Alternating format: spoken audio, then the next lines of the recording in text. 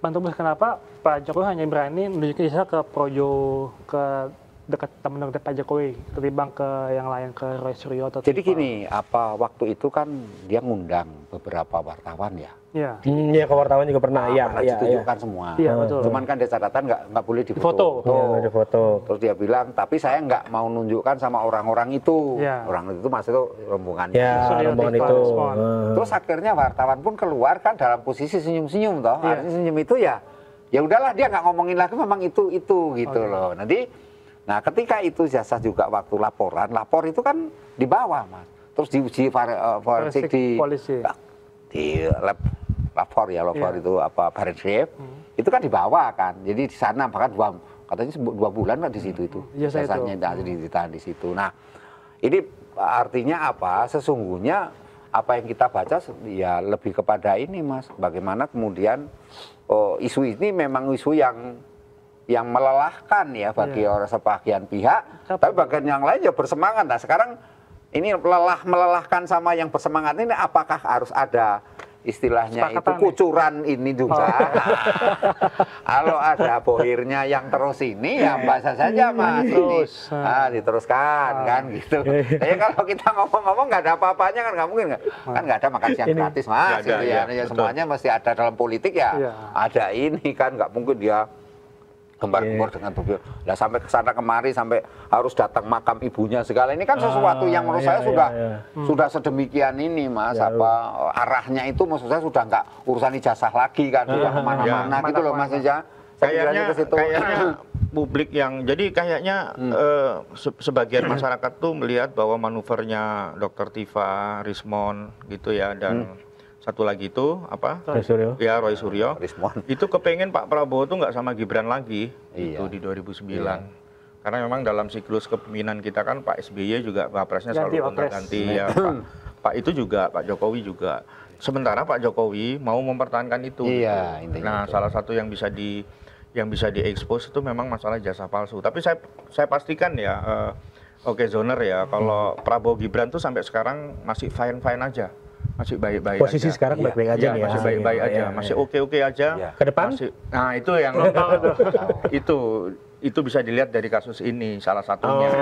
Garis finishnya bisa dilihat dari situ ya. Ini ya kalau terbukti gimana? Ya. Itu kan tadi udah di awal kita udah spill ya bahwa mungkin arah tembaknya itu kalau Roy Suryo itu kan ke Gibran kebanyakan. Dia tidak sekolah sampai ke Singapura, mana ke Australia? Ke Sydney dia. Nah, itu yang terakhir. Tuh, kan? Makanya langsung jadi tersangka itu. Iya, itu ada panjang-panjang lagi ya, kan. karena yang disikat kan Gibran. Itu kalau jasa Jokowi palsu wes ban wes aku wes mundur ya kan gitu. Mau palsu mau enggak ya kepentingannya Pak Jokowi sudah pasti anaknya termasuk di PSI kan nanti itu PSI. Ini satu lagi nih ini agak menarik karena dia komen banyak banget gitu kan. Terus tiba-tiba langsung dari Robert Gunawan, sorry kalau kasar. Tadi mungkin dia ngomongnya, sorry kalau kasar katanya. Ya, dia mungkin ini kali ya, apa namanya dengerin kita kalau ngomong tadi katanya kasar-kasar gitu. Terus dia nanya lagi nih, bolehkah pengadilan PT UN mengadili ijazah? Maksudnya bisa nggak ranah ini mungkin nanti ditariknya ke PT UN atau ke... Memang harus ke PT UN. Iya kan? Ya karena sebelum misalnya polisi bisa melakukan tindakan apapun juga sampai di pengadilan nanti ya itu di PT UN dulu bagaimana. Jadi justru UGM itu kan masuk di Badan Usaha Negara dia masuk di... Nah itu kan harus kan udah banyak gitu ya pakar kebijakan publik atau pakar hukum tata negara bahkan dari kepolisian ya mantan-mantan Kabar Eskrim itu mengatakan ya harus dilihat dulu ijazah Pak Jokowi itu identik atau enggak, tuduhannya itu benar enggak. Kalau misalnya terbukti tidak identik gitu ya, saya nggak bisa ngomong palsu ya, misalnya tidak identik itu baru proses selanjutnya itu apakah muncul yang pencemaran nama baik dan lain sebagainya. Tapi harus dilihat dulu kan. Perkara pokoknya harus dibuktikan terlebih dahulu dan gitu itu kan. hanya bisa di PT UN. Nggak bisa PT UN yang berhak. Karena kemarin juga Mas Rosyoro kesini kemarin bilangnya bahwa ada pasal dia katanya penghasutan. Penghasutan itu kan harus ada sesuatu yang terjadi dia dihasut itu dulu baru bisa dijerat gitu Buktikan. kan. Ya. Berarti memang alurnya harusnya ke PT UN dulu gitu kan. PT UN dulu, Karena justru nanti itu. kemungkinan ini pun yang proses hukum yang ada di pengadilan itu yang hanya dibuka adalah kasus-kasus pencemaran nama baik, penghasutan, manipulasi yang Roy Suryo Ya, itu. polisi juga harus berhati-hati dalam kasus ini. Kalau dia agak berpihak ya, kan udah banyak tuh ya isu miring bahwa Pak Jokowi juga mengendalikan polisi. gitu ya kepolisian. Makanya apa Kapolri itu nggak ganti-ganti karena ini karena itu gitu ya, dan melompati 4 angkatan atau 3 angkatan Iya, gitu. iya. Itu kan sebenarnya kritik masyarakat. Jadi juga polisi juga harus berhati-hati yang kayak begini. Nah, salah satunya ya harus di PT UN itu tadi kalau ada pertanyaan dari Okezoner mengatakan layakkah ini justru harus di PT UN dulu. Harus di PT UN dulu ya. Untuk tahu ini identik atau enggak dari sejumlah buktinya yang dipaparkan oleh Roy Suryo CS dan dari pihak pengacaranya Pak Jokowi itu.